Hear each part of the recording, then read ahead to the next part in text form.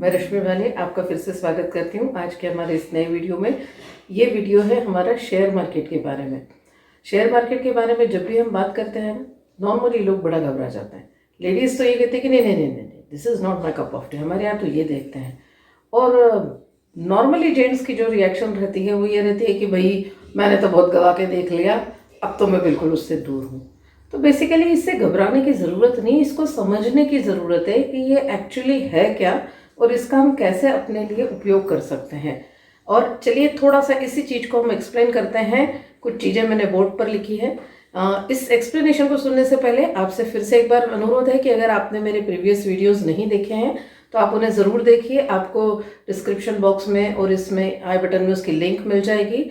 और मेरी ये कोशिश रहेगी कि इस वीडियो में मैं आपको एक गूगल फॉर्म भी दूं, जिससे कि आप अपने मन में आए हुए सवालों से मुझे रूबरू करा सकते हैं। उसमें आप अपनी जो इन्फॉर्मेशन देंगे वो सिर्फ मेरे तक ही रहेगी, वो इन्फॉर्मेशन का कोई भी अन्य उपयोग नहीं होगा। अगर आप चाहेंगे कि हम आपसे कांटेक्ट करें तो ही हम आपसे कांटेक्ट करेंगे, वैसा आप फॉर्म में जरूर मेंशन कर दीजिए। I will provide the form to you. तो चलिए हम लोग अब देखते हैं कि शेयर मार्केट क्या है और कैसे ये हमारे लिए एक इन्वेस्टमेंट टूल है और हम इसका कैसे अपने लिए उपयोग कर सकते हैं। जैसा कि यहाँ पर नाम से दिख रहा है, शेयर यानी भागीदारी, यानी हम लोग जब बिजनेस कोई करता है तो वो अपने बिजनेस को बढ़ाने के लिए, उसको एक्सपांशन करने के लिए, जब उसको पैसे की ज़रूरत होती है तब वो क्या करता है, वो अपनी कंपनी में आपको भागीदारी देता है।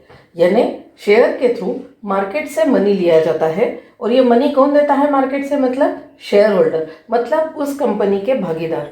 जब भी आप किसी कंपनी का कोई शेयर खरीदते हैं तो उस कंपनी में आपकी भागीदारी हो जाती है। अब यहाँ पर ये समझना बहुत ज़रूरी है कि अगर वो भागीदारी है उसका मतलब क्या है। पैसा कंपनी ने मार्केट से उठाया एक्सपांशन के लिए, कोई नए प्रोजेक्ट्स बनाने के लिए, नई मशीनरी लगाने के लिए। लेकिन जब वो कंपनी अगर भागीदारी आपको दे रही है, मतलब वो बिजनेस में भागीदारी दे रही है, तो यहाँ पर एक चीज़ समझने की ज़रूरत है कि बिजनेस में पैसा डेफिनेटली बहुत ज़्यादा है, लेकिन बिजनेस की एक और ड्रॉबैक है कि अगर बिजनेस में प्रॉफिट हुआ तो आपकी हिस्सेदारी या आपकी भागीदारी उस कंपनी के प्रॉफिट में हो गई। लेकिन अगर कंपनी को नुकसान हो गया तो आपकी भागीदारी उस कंपनी के नुकसान में भी हो गई। तो जब हम ये शब्द भागीदारी का इस्तेमाल करते हैं तो हमें ये जानना ज़रूरी है कि अगर हम उसके प्रॉफिट में भागीदार हैं तो हम उसके लॉस में भी भागीदार हैं। और यहीं पर गड़बड़ हो जाती है लोगों की, क्योंकि अगर हम चाहते हैं भागीदारी हमारी कहाँ पर हो, प्रॉफिट में हो। पर गड़बड़ कहाँ हो जाती है, जब हमें पता नहीं चलता कि शेयर हमने जो खरीदे वो सही खरीदे कि नहीं खरीदे, कंपनी की अभी बैलेंस शीट क्या है, कंपनी का एक्सपेंशन का पोर्टफोलियो क्या है, कंपनी क्या मेजर्स लेने वाली है, वहाँ वर्कमैन कंडीशंस क्या है, जो वो लोग प्रोजेक्ट ले रहे हैं वो रियल है या नहीं है, या वो फिजिबल है या नहीं, और ये सब हमको नहीं पता चलता। और इसलिए कई बार चाहते तो प्रॉफिट में भागीदारी है पर हो जाती है लॉस में भागीदारी।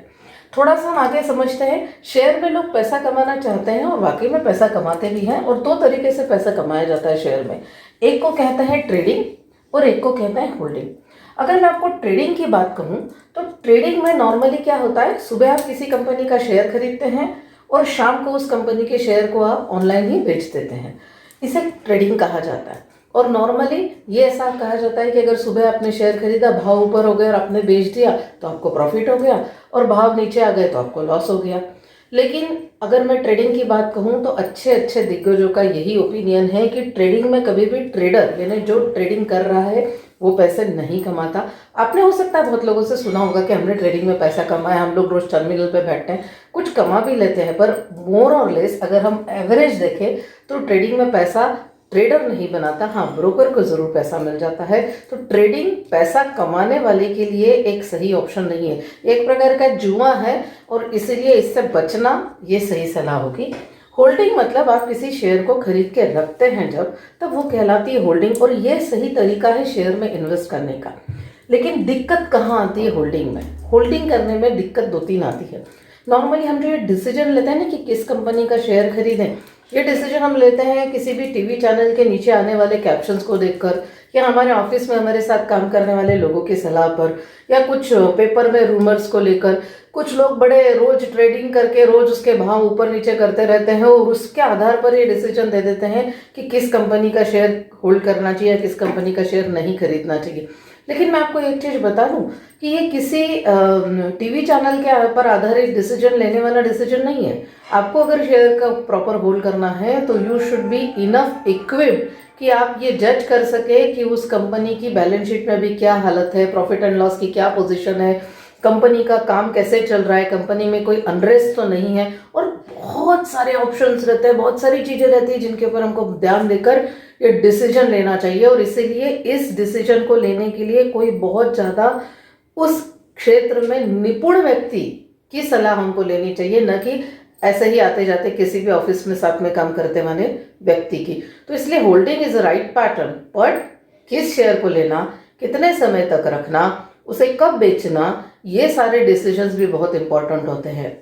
और अगर आपके पास कोई वाकई में फाइनेंशियल प्लानर है या आप बहुत ज़्यादा इस फील्ड में दखल रखते हैं तो फिर ये फील्ड आपके लिए बहुत ही अच्छा है। लेकिन अगर नहीं तो आई वुड सजेस्ट कि इसे किसी योग्य व्यक्ति की सलाह से की जाए।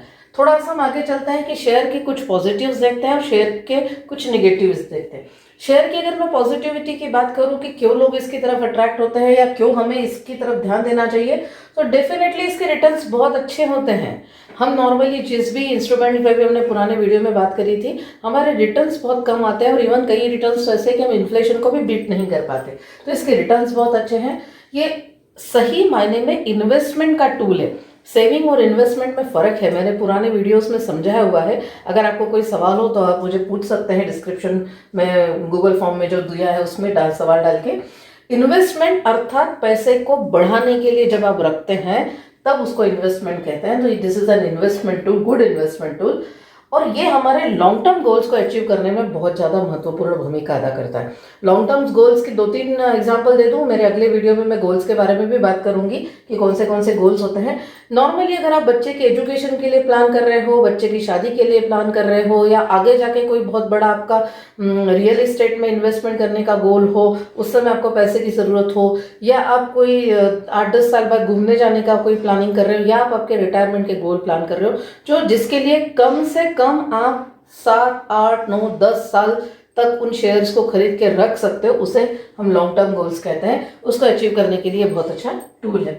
अगर मैं इनके रिटर्न नेगेटिव की बात करूं तो इसकी रिस्क बहुत ज़्यादा हाई होती है। क्यों? क्योंकि मैंने जैसे पहले ही बताया, कर रहे तो गए थे भागीदारी पॉजिटिविटी में, उनके प्रॉफिट में, लेकिन हो गया नुकसान। तो इसमें रिस्क बहुत ज़्यादा रहती है। अगर आपने सही शेयर नहीं चुन लिया तो ये गड़बड़ होने की संभावना रहती है। फिर difficult to take decisions. Decision लेना क्यों डिफिकल्ट रहता है? क्योंकि मैंने आपको बताया ना कि एक सामान्य व्यक्ति के लिए कंपनी के बारे में सारी जानकारी लेना इतना संभव नहीं। और कितनी कंपनी के बारे में जानकारी लेंगे? आपको 1 या 2 कंपनी के बारे में जानकारी लेने के लिए इतना समय देना पड़ेगा कि आप चाह कर भी सही पोर्टफोलियो अपने इसमें शामिल नहीं कर सकते। Big money required. क्यों big money required? For example, आपके पास कुछ अच्छी कंपनीज के शेयर, आपको पता है कि कुछ कंपनीज हमेशा अच्छा ही परफॉर्म करेंगी और उसके शेयर आपने, मैं यहाँ किसी कंपनी विशेष को प्रमोट नहीं कर रही हूँ, लेकिन मैं एक बात कर रही हूँ, जैसे SBI है, इन्फोसिस है, TCS है, ये अच्छा ही काम कर रही है और आपको पता है कि इनके शेयर अगर आपने लेकर रख ली तो आपको दिक्कत नहीं आएगी। लेकिन फॉर एग्जाम्पल, अगर ये एग्जाम्पल के तौर पर है, एग्जैक्टली शेयर की वैल्यू यही है ये ज़रूरी नहीं है। फॉर एग्जाम्पल, आपके पास अभी 20,000 रुपये है और आपको SBI का शेयर खरीदना है और SBI का शेयर की अभी कीमत चल रही है 2,000 रुपये। तो आप SBI के कितने शेयर खरीद पाएंगे? 10 शेयर। तो 10 शेयर में कंपनी की भागीदारी में आप अपना कितना प्रॉफिट अर्न कर लेंगे? यानी आपको ये डिफिकल्ट बहुत सिचुएशन रहेगी। नंबर ऑफ शेयर्स जितने कम उतना ही डेफिनेटली परसेंटेज ऑफ प्रॉफिट कम, डेफिनेटली उसका लॉस भी कम होगा। लेकिन हम यहाँ पर प्रॉफिट अर्न करने के लिए आए तो हम तो प्रॉफिट की ही बात करें ना। यानी शेयर खरीदने के लिए आपके पास थोड़ा पैसा ज़्यादा होना चाहिए। अच्छा, 20,000 में आप कितनी कंपनीज के शेयर खरीद लेंगे? मान लीजिए आपने SBI खरीद लिया, मान लीजिए आपने इन्फोसिस खरीद लिया, मान लीजिए आपने कोई अच्छी और दूसरी कंपनी के शेयर खरीद, एक कंपनी है तो 3 कंपनी के 2-2, 3-3 शेयर, तो 2-2, 3-3 शेयर में कितना आप हिस्सेदारी कर लेंगे और कितना प्रॉफिट कमा लेंगे? तो हमें शेयर अगर खरीदना हो ना तो हमको पैसा ज़्यादा लगाना पड़ता है और इसीलिए लोगों का नुकसान भी जब होता है ना तब वो भी बहुत बड़ा होता है और इसलिए शेयर में बिग मनी रिक्वायर्ड है। इसलिए सामान्य व्यक्ति को ये जनरली सलाह दी जाती है कि वो इसमें न जाए। और it's a game of patience. आपको पेशेंस रखना बहुत ज़रूरी है। आज अगर आपने शेयर खरीदा है, कल कंपनी में कुछ गड़बड़ हो गई है और शेयर नीचे आया है, तो आपके पास इतने पेशेंस होने चाहिए कि जब उस शेयर की सही कीमत मार्केट में आएगी, कंपनी वापस प्रॉफिट मेकिंग पोजीशन में आएगी, तब आपको जब शेयर की कीमत मिलेगी आप उसको तब बेचेंगे। आपका जो एक आपने लिमिट सेट करके रखा है। नॉर्मली लोग पैनिक हो जाते हैं और गलत वक्त पे शेयर खरीद लेते हैं और गलत वक्त पे बेचते हैं। और नॉर्मली यही होता है कि जब बेचा जाना चाहिए तब लोग खरीदते हैं और जब खरीदना चाहिए तब लोग बेचने पे आ जाते हैं, और इसीलिए कभी भी वो प्रॉफिट को टैप नहीं कर पाते और लॉस में चले जाते हैं। शेयर मार्केट एक बहुत अच्छा टूल है और इस टूल को कैसे हम अपने लॉन्ग टर्म गोल्स को अचीव करने के लिए यूज़ कर सकते हैं, इसके सारे ड्रॉबैक्स को रिमूव करते हुए इसके बारे में मैं आपसे बात करूंगी अगले वीडियो में। क्योंकि हमारे पास एक बहुत अच्छा इन्वेस्टमेंट टूल है जिसका नाम है म्यूचुअल फंड, और उसके थ्रू हम शेयर मार्केट के पॉजिटिव्स को लेकर और इस इन्वेस्टमेंट टूल को हमारे लिए सही इस्तेमाल कर सकते हैं। और हमारे सभी इवन लॉन्ग टर्म क्या शॉर्ट टर्म, यानी हम 1 महीने से लेकर तो आगे आने वाले कई सालों तक के सभी प्रकार के गोल उस म्यूचुअल फंड के टूल की मदद से बहुत आसानी से अचीव कर सकते हैं। तो आइए अगले वीडियो में देखते हैं म्यूचुअल फंड कैसे हमको इन्वेस्टमेंट के लिए हेल्प कर सकता है और कैसे वो हमारे लिए एक बहुत अच्छा साधन हो सकता है हमारे सभी गोल्स को अचीव करने का। धन्यवाद मुझे सुनने के लिए। प्लीज़ देखते रहिए और आपके जो भी सवाल हो वो उस फॉर्म में ज़रूर भरिए। Thank you.